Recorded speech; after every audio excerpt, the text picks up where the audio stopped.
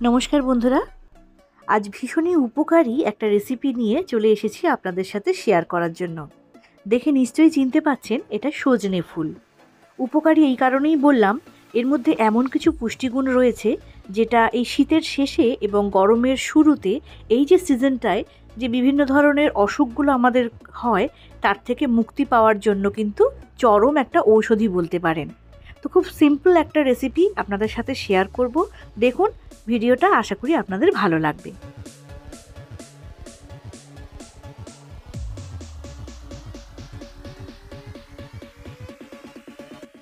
তো প্রথমেই সজনে ফুলগুলোকে আমি ভালো করে বেছে নিয়েছি আর তারপরে পরিষ্কার জলে ধুয়ে রেখে দিয়েছি। আর কি কি সবজি আমাদের লাগছে একটু দেখিয়ে দিই। আমি শিম নিয়েছি, ছোট ছোট করে কেটে নিয়েছি, আর বড়ি নিয়েছি, এখানে আলু নিয়েছি। তবে এখানে বেগুনটা হলে খুব ভালো হতো, কিন্তু আজকেই আমার কাছে বেগুনটা ছিল না। তো এবারে দেখুন গরম জল বসিয়ে দিয়েছি। এর মধ্যে সামান্য একটু নুন দিয়ে গ্যাসের ফ্লেমটাকে আমি বন্ধ করে দেব, কারণ এই গরম জলে সজনে ফুলটাকে একটু ভাপিয়ে নেব। তবে এটা কিন্তু আমি সেদ্ধ করছি না, এই জলের মধ্যে 30 সেকেন্ড মতো রেখে এটাকে আমি জল থেকে তুলে নেব।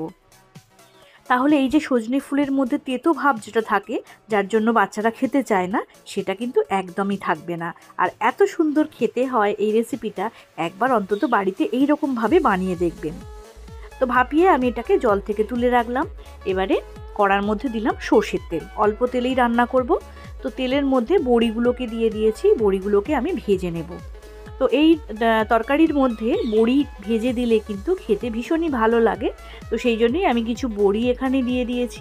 বড়িগুলো ভাজা হয়ে গেছে দেখুন। এবারে লাল লাল করে ভেজে নিয়ে তেল থেকে তুলে নিচ্ছি। এবারে এই তেলের মধ্যে আমি ফোড়ন দেব। আর ফোড়নে সামান্য কিছু উপকরণ, প্রথমে তেলের মধ্যে আমি একটু 5 ফোড়ন দিলাম আর কাঁচা লঙ্কা দিলাম। তারপরে টুকরো করে রাখা আলুগুলোকে দিয়ে দেব। কাঁচা লঙ্কাটা বেশি ভাজবো না, তাহলে এর ঝালটা কমে যাবে। তো সেই জন্য সঙ্গে সঙ্গেই আমি আলুর টুকরোগুলোকে দিয়ে দিলাম। আলুটা যখন একটু ভাজা হয়ে যাবে তখন এর মধ্যে শিমগুলো দিয়ে দেব। যদি বেগুন দিতে চান এরপরে কিন্তু বেগুনটা দিয়ে দেবেন আলু আর শিমটা ভাজা হয়ে গেলে, কারণ বেগুন সেদ্ধ হতে বেশি সময় লাগে না। তো অল্প একটু নুন আর হলুদ গুঁড়ো দিলাম, দিয়ে ভালো করে নাড়াচাড়া করে নেব। তো এখানে আমি কিন্তু জল একদমই দিচ্ছি না আপাতত, সামান্য একটু জলের ছিটে দেব, যাতে এই নুন এবং হলুদ গুঁড়ো, যেটা গুঁড়ো মশলা তো, পুড়ে না যায়। তো হাতে করে একটু জলের ছিটে দিয়ে ঢাকা দিয়ে রেখে দেব। গ্যাসের ফ্লেমটাকে মিডিয়ামে রেখে 2 মিনিট রেখে দিলাম। তাতেই কিন্তু আলু আর শিম একদম নরম হয়ে যাবে। তো দেখুন তেমন কিছু জল তো আমি এখানে দিইনি। এবারে ভাপিয়ে রাখা যে সজনে ফুলগুলো, সেগুলো জল থেকে তুলেই নিয়েছি সঙ্গে সঙ্গে। এবারে ওই জলের থেকে তুলে নিয়ে এখানে দিয়ে দিলাম। এবারে এর মধ্যে ভেজে রাখা বড়িগুলোকেও দিয়ে দিচ্ছি। এবারে সমস্ত কিছু ভালো করে নাড়াচাড়া করে নেব। কোনো বাটা মশলা কিন্তু আমি এখানে দিচ্ছি না, শুধুমাত্র 5 ফোড়নের যে স্মেলটা, তাতেই কিন্তু এই তরকারিটা খুব ভালো রান্না হয় আর খুব সহজেও হয়ে যায়। তো এত সুন্দর একটা রান্না, যেটা আমাদের স্বাস্থ্যের জন্য ভীষণই উপকার এই সিজনে, সেটা যদি এত সহজে বানানো যায় তাহলে আমরা নিশ্চয়ই এটা বানাতে পারবো। তো ঢাকা দিয়ে রেখে দিলাম।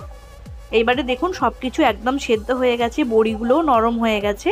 এরকম হাতা দিয়ে একটু চেপে চেপে দিলে কিন্তু এই তরকারিটা একটু মাখা মাখা হবে, আর তবে কিন্তু খেতে ভীষণ ভালো লাগবে। তো সেই জন্যই আমি হাতার পিছনটা দিয়ে এরকমভাবে একটু চেপে চেপে দিচ্ছি।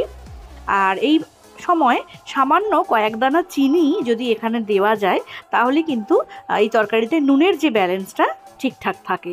তো আমরা সাধারণত এরকম নুনের ব্যালেন্সটাকে ঠিকঠাক রাখার জন্য সামান্য একটু চিনি আমরা দিয়ে থাকি, কয়েকটা মাত্র দানা।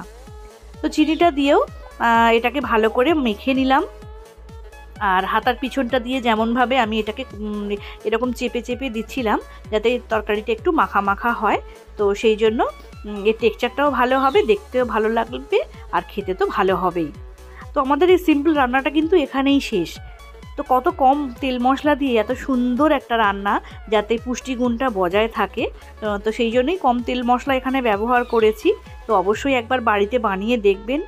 আর এই সিজনে এটা অবশ্যই খাওয়া দরকার, অন্তত 2বার 1বার তো খেতেই হয়। আর রেসিপিটা কেমন লাগলো অবশ্যই জানাবেন, আশা করি ভালোই লেগেছে। আর এরকম নতুন নতুন রেসিপি আমি চ্যানেলে পোস্ট করতেই থাকি। যদি এরকম রেসিপি দেখতে চান তো চ্যানেলটিকে সাবস্ক্রাইব করে নেবেন। পাশে থাকবেন আর পাশে থাকা বেল আইকনটিকেও কিন্তু প্রেস করে রাখবেন। তাহলে যখনই আমি চ্যানেলে কোনো ভিডিও আপলোড করব তার নোটিফিকেশান আপনার কাছে খুব তাড়াতাড়ি পৌঁছে যাবে। আজ তাহলে এখানেই শেষ করছি, ফিরে আসবো নতুন রেসিপি নিয়ে।